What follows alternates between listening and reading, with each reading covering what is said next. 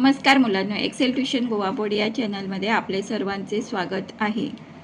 या व्हिडिओत मन करारे प्रसन्न ही इयत्ता 10वीच्या पाठ्यपुस्तकातील संत तुकाराम यांची कविता म्हणजे यांचा अभंग आहे, त्याचे आपण स्पष्टीकरण म्हणजे भावार्थ पाहणार आहोत। तर चला सुरू करूया। तुकाराम ओढलोबा आंबिले, जन्म 1608, मृत्यू 1649। महाराष्ट्र संत मंडळात संत तुकारामांना विशेष स्थान आहे। 13व्या शतकात ज्ञानदेव, नामदेव आदी संतांनी भागवत धर्माचा, वारकरी पंथाचा पाया घातला। एकनाथ रामदासांनी इमारत बांधली आणि तुकारामांनी कळस चढविला। तुकोबांनी लोकरंजनातून लोकशिक्षण साधले, ते लोकात्माच होते। तुकारामांची गाथा व अनेक अभंग प्रसिद्ध आहेत। या अभंगातून तुकाराम भक्तांना परमार्थाची शिकवण कशी देऊ लागले हे सांगितले आहे। मुलांनो, जर तुम्हाला एक्सेल ट्युशन गोवा बोर्ड हा चॅनल व त्यातील कंटेंट आवडले असल्यास जरूर तुमच्या मित्रांना शेअर करा आणि अशाच नवनवीन व्हिडिओसाठी सबस्क्राईब करा एक्सेल ट्युशन गोवा बोर्ड। आता पाहूया कवितेचा भावार्थ। मन करारे प्रसन्न सर्व सिद्धीचे कारण।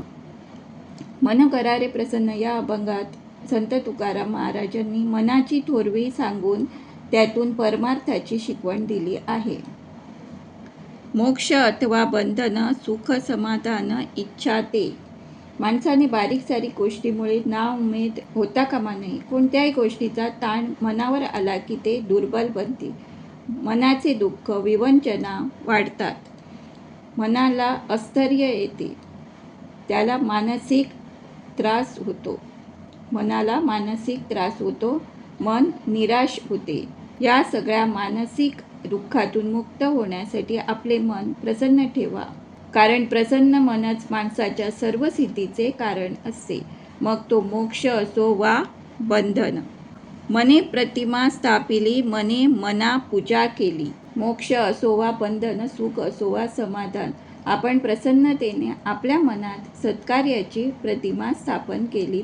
मने प्रतिमा स्थापिली, मने मना पूजा केली, म्हणजेच आपल्या मनाची पूजा केली तरच मनाने तुमची इच्छा पूर्ण केलीच म्हणून समजा। मन ही सर्वांची माऊली आहे, आई आहे। मने इच्छा पुरविली, मन माऊली सकळांची, म्हणजेच आपल्या मनाची आपण पूजा केली तर मनाने तुमची इच्छा पूर्ण केलीच म्हणून समजा। म्हणजे मन आपली इच्छा पण पूर्ण करते। मन ही सर्वांची माऊली आहे, आई आहे। मन गुरु आणि शिष्य करी आपुलेची दास्य, प्रसन्न आप आपणास गती अथवा अधोगती। मन हेच आपला गुरु आहे आणि शिष्यही आहे। मन आनंदाने आपली गुलामगिरी पत्करते, म्हणजे आपण सांगतो ते ऐकते। प्रगती असो अधोगती असो, मन प्रत्येकाला प्रसन्न ठेवण्याचा प्रयत्न करते। आपणही अधोगतीचे दुःख न मानता प्रसन्न चित्त म्हणजे प्रसन्न मन ठेवले पाहिजे। पुढे संत तुकाराम म्हणतात, साधक वाचक पंडित, श्रोते वक्ते ऐका। म्हणजे साधक म्हणजे योगी, वाचक म्हणजे वाचन करणारे आणि श्रोते म्हणजे ऐकणारे। साधक वाचक विद्वान तसेच श्रोते वक्ते सारेजण ऐका। केवळ ऐकून मनात ठेवा की मनासारखे दुसरे दैवत नाही। नाही नाही आणू दैवत, तुका म्हणे दुसरे। केवळ ऐकून मनात ठेवा की मनासारखे दुसरे दैवत नाही, त्यामुळे त्याची नित्य पूजा करावी। माणसाचा विकास, व्यक्तिमत्व विकास सुदृढ मनावर अवलंबून असतो। माणसाचा विकास सुदृढ मनावर अवलंबून असतो। सुदृढ मन म्हणजे ज्या मनात चांगले विचार येतात ते मन म्हणजे सुदृढ मन। आपला विकास सुदृढ मनावर अवलंबून असतो, म्हणून तुकाराम महाराज म्हणतात की मनासारखे दुसरे दैवत नाही।